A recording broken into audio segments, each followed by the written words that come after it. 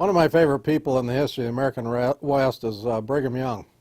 And this is a letter of his that he wrote to a son who was serving a mission for the Mormon church at the time in the Sandwich Islands. We now know them as Hawaii.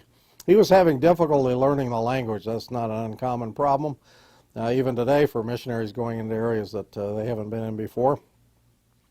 But he was having a hard time, difficulty with the language, and wrote his father.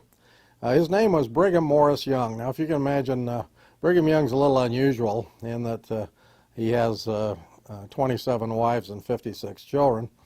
And he had 4 sons named Brigham by different mothers.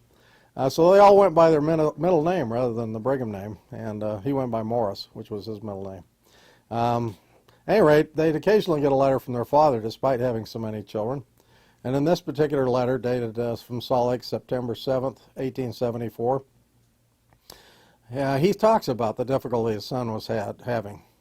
And he said, "Your kind letter of June 11th and August 6th were received about a month from the date, and it is with much pleasure that I learn of your success in instructing the natives in the principles of the gospel.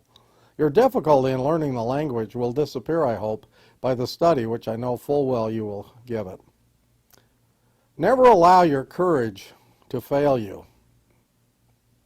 Man's greatest works have been done by men of patience, perseverance, and a determined will which would acknowledge no defeat, rather than by those gifted with a natural ability which made success easy, but who lacked the tenaciousness of purpose.